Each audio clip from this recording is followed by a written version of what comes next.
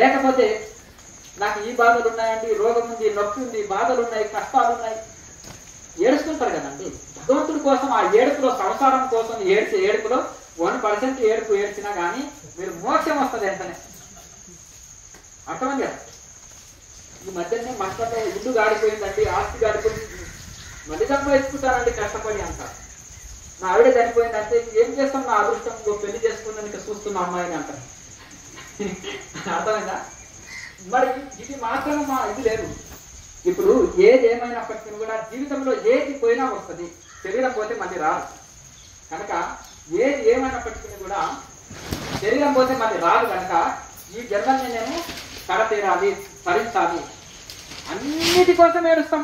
బంగారం లేదని ఏడుస్తాము, చీరలు లేవని ఏడుస్తాము, కార్లు లేవని, బిల్డింగ్ లేవని ఏడుస్తాము, పిల్లలు ఇంటలేరని, మాట ఇంటలేరని, పిల్లలు చదువుతలేరని, లేకపోతే ఉద్యోగం పోయిందని, రకరకాల ఏడుపులు జీవితం. ఇక ఇన్ని ఏడుస్తాం భగవంతుడి కోసం. జీవితంలో ఒక్కసారైనా ఒక్క కన్నీటి ఒక్కటే కొట్టు, భగవంతుడు పైనుంచి చూస్తుంటాడంట. ఎవరన్నా చూస్తున్నాడా, ఒక భక్తుడన్నా నా కోసం ఒక కన్నీటి బొట్టన్నా కారుస్తాడా చూద్దామని చూస్తే, సంసారం కోసము ఇల్లు దొంగతనం అయి బంగారం ఎత్తుకపోయిందా అని ఏడుస్తారంట. ఒక ఆమె ఎందుకమ్మా అంటే, నాది 10 తులాలు పోయింది, పక్కామె దగ్గర 100 తులాలు ఉంది, ఆమె పోలేదని నేను ఏడుస్తున్నాను అంటే. అంతేనా కదా. ఆమె తన కిలో బంగారం ఉంది, నాదే పోవాలన్నా 10 తులాలు, అదే నా ఏడుపు ఎక్కువ బాధ కలిగిస్తుంది అన్నది. కనుక ఇట్లా ఇప్పుడు రాగద్వేషాల కోసం ఏడుస్తాం. ఒక ఆయన ఇద్దరు ఏం చేసిండ్రు, కొట్లాడిండ్రు ఘోరంగా. ఇక తపస్సు పట్టిండ్రు. తపస్సు పడితే ఒక కొండ అవతల ఒక ఆయన ఘోర తపస్సులో కూర్చున్నాడు, కొండ యువతల ఇంకొక ఆయన కూర్చున్నాడు. ఇక కూర్చున్న తర్వాత ఏదో ఘోరంగా కూర్చున్నాడు. పరమేశ్వరుడు వచ్చిండు. నాయన నీకేం కావాలని మొదటి భక్తుడు అన్నాడు. స్వామి స్వామి, ఒకడు నా శత్రువు ఆ కొండ అవతల ఒకటి తపస్సులో కూర్చున్నాడు, వాడి దగ్గరికి వెళ్ళినవా అన్నారు. లేదు నాయన, నీతానికే వచ్చిన మొదలు, నీవేం కావాలనో కోరుకో నాయన అంటే, లేదు లేదు స్వామి, నువ్వు వాడు కూడా ఘోరంగా తపస్సులో కూర్చున్నాడు, ఎప్పుడో ఒకసారి అతనికి నువ్వు దర్శనం ఇస్తావు, ఏం కావాలనో కోరుకో అంటావు కదా. మొదలు అతని దగ్గర పోయి అతను ఏం కోరుకుంటున్నాడో తెలుసుకో, అతను ఏది కోరితే దానికి నాకు డబల్ ఇవ్వు అన్నాడంట. శత్రువు ఏమన్నా కోరుకుంటాడు, శత్రువు ఏం కోరుకుంటాడు, నేను నా శత్రువు కంటే పైపెచ్చు ఉండాలి, మంచి స్థితిలో ఉండాలి, నాకు రూపాయి నష్టం అయితే పక్కవాడికి 2 రూపాయలు నష్టం కావాలని చూస్తాడు కదా. కూరుకున్నాక అతని దగ్గరికి వెళ్ళాడు. నాయన నీ భక్తికి మెచ్చినా నీకు ఏం కావాలనో ఒక వరం కోరుకో అని అడిగాడు.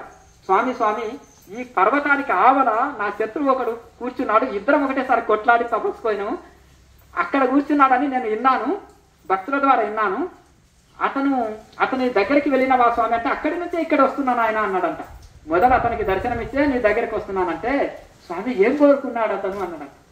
ఏం లేదు నాయన, మొదలు నీ గురించి అడిగాడు, నా శత్రువు దగ్గరికి పోయినవా అంటే, పోలేదు నీ దగ్గరికే ఫస్ట్ వచ్చినా అన్నాడు. ఏం కోరుకున్నాడు స్వామి అంటే ఆరాటం, అతను ఏం కోరుకున్నాడు అని. ఏం లేదు నాయన, ఏం కోరుకున్నాడు స్వామి మొదలు అంటే, నీవు ఏం కోరితే దానికి డబల్ ఇవ్వమని కోరాడు. నువ్వేం కోరుకుంటే అంటే, అబ్బా నేను ఒక్క కారు కొనుక్కుంటే, నేను బెంజ్ కారు కొనుక్కుంటే వాడికి 2 బెంజ్ కార్లు, నేను హెలికాప్టర్ కోరుకుంటే 2 హెలికాప్టర్లు, నేను ఒక బిల్డింగ్ కోరుకుంటే, అర్థమైంది కదా, బంజరాజేశ్వరాన్ని ఒక బిల్డింగ్ కోరుకుంటే అతనికి 2 బిల్డింగులు. ఇక ఏం చేయాలి అని ఇక ఒకటే ఆలోచన దొరకలేదు. స్వామి నాకు ఒక కన్ను తీసే అన్నాడంట. అర్థమైందా అంటే, ఇతనికి ఒక కన్ను పోయిందండి. కన్ను పోయేవారికి అతనికి 2 కన్ను సడన్ గా పోయినాయి. అబ్బా దెబ్బ కొట్టాడు వీడు నన్ను. అర్థమైందా, నేను నా శత్రువు నన్ను బలంగా దెబ్బ కొట్టాడు, నేనేం కోరినా అతను ఏం కోరుకుంటే నాకు 2 డబల్ ఇవ్వను కదా. నేనేమనుకున్నాను, అతను ఒక కారు బిల్డింగో డబ్బులో కోరుతాడు కదా అనుకున్నా, వీడు పోయి నా 2 కన్ను పోవడానికి వాడు 1 కన్ను పోవాలని కోరుకున్నాడు. అబ్బా అంటే రాగద్వేషాలు ఇట్లా ఉంటాయి, నాకు వీటికి లాభం లేకున్నా సరే కానీ శత్రువు సర్వనాశనం అయిపోవాలి, అంతేనా కదా. నేను 10 రూపాయలు పెడతాను, అతని 100 రూపాయల 100 రూపాయల లాస్ అయితే చాలనేది చూసుకుంటారు. ఈ రాగద్వేషాలు మనిషికి గొప్ప నష్టాన్ని కలిగిస్తాయి, హృదయాన్ని అపవిత్రత చేస్తాయి, అశుద్ధి చేస్తాయి. కనుక రాగద్వేషం అర్థమైంది కదా. కామక్రోధ సదాలోభ, ఈ కామక్రోధాలు అనేది నరక ద్వారాలు అంటుంది భగవద్గీత, అంతేనా కదా. అంటే కామక్రోధ సదా, కామంతోటి రావణాసురుడు, క్రోధంతో హిరణ్యాక్షుడు హిరణ్యకశపుడు, లోకంతో దుర్యోధనుడు. ఎందుకంటే గుండు పిన్నంత అయ్యను నీకు స్థలం అన్నాడు, అవునా. ఒక 5 ఊర్లు ఇస్తే అయిపోతుండే, యుద్ధమే లేకపోతుండే, అంతేనా కదా. రాజ్యంలో 5 ఊర్లు అడిగారు, గుండు పిన్నంత అయ్యను అన్నాడు. ఇంకా మరి అట్లా కనుక లోభం అన్నమాట. దాన్ని అంతా నాకే కావాలి, పక్కోడిది కూడా నాకే కావాలి అన్నది, అంతేనా కదా. నాది నాకే కావాలి, పక్కోడిది కూడా నాకే కావాలి అంటారు, అంతేనా కదా. నాది నాకుండానే నీది నీకుండానే అంటారు రజోగుణస్తుడు. సత్వగుణస్తుడు నీది నీవే తీసుకో, నాది కూడా నీవే తీసుకో అంటారు, అర్థమైందా. కనుక అట్లా ఈ విధంగా మనకు ఇది ఉంటుంది. కనుక రాగద్వేషాలని ఇది చేయాలి సాధకుడు. కనుక ఇవన్నీ ఈ రాగద్వేషాలను అధిగమించాలి. కనుక ఈ విధంగా ప్రపంచంలో మనము ఎవరైతే సుఖవంతులయ్యా అంటే ఎవరైతే సాధన చేస్తారో వాళ్ళే సుఖవంతులు. ఈ విధంగా మనం 6 ముద్రలు చేసి సాధన చేస్తే వెంటనే మనసు మనోలయం జరుగుతుంది.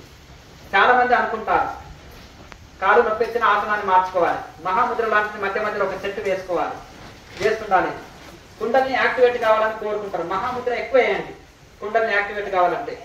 నడు నొప్పి కాళ్ళ నొప్పి పోతుంది, ఆసన స్థితి కలుగుతుంది, ఎక్కువసేపు సాధన కూర్చోగలుగుతాం.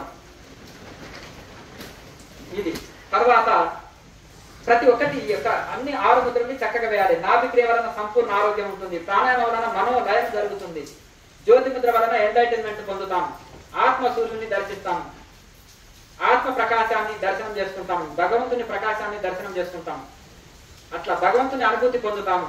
జ్యోతి ముద్ర వలన నాదబిందు కళలు అనుభవంలోకి వస్తాయి. నాదం అంటే ఇన్నర్ సౌండ్, ఓంకార నాదం. బిందు అంటే కూటస్థ చైతన్యం, కళలు అంటే ఆ కూటస్థ చైతన్యం ప్రకాశాలు, అనేకమైన కాంతులు. కనుక చాలా మంది కొంతమంది కన్ఫ్యూజ్ అవుతారు, అక్కడ కన్ఫ్యూజ్ అవ్వాల్సిన అవసరం ఏం లేదు, అర్థమైందా. అనేకమైన కాంతులు అంటే అనేకమైన దేవతలే, అట్లా అన్నమాట, 30 దేవతలు. కనుక ఆ రకంగా మనం సాధకుడు కల్పవృక్షము కామధేనువు క్రియాయోగం కనుక మనకు అనుకున్నది ఇస్తుంది, అనుకున్నది ప్రసాదిస్తుంది. కనుక మనము ఈ సాధన చేసినప్పుడు అద్భుతమైన బెనిఫిట్ పొందుతాం. స్టూడెంట్స్ అనుకుంటారు వాళ్ళకి మెమరీ పవర్ పెరగాలి, నా ఫ్రెండ్ కంటే నాకు ఎక్కువ మార్కులు రావాలి, ర్యాంకు కొట్టాలి అని అనుకుంటారు పిల్లలు. ఇట్లా క్రియాయోగం మెడిటేషన్ చేస్తే పక్క వాళ్ళకంటే ర్యాంకు ఎక్కువ మార్కులు వస్తాయి, అర్థమైంది. ఏకాగ్రత మెమరీ పవర్ పెరుగుతుంది, అర్థమైంది కదా. అట్లా చిన్నపిల్లలకి వృద్ధులకి ఆరోగ్యం ఉంటుంది, మనశ్శాంతి ఉంటుంది. కనుక మనము ఈ 6 ముద్రలు చేసి ధ్యానం చేస్తే ఎక్కువ బెనిఫిట్ వస్తుంది. మొదటిది తాళ విక్రియ,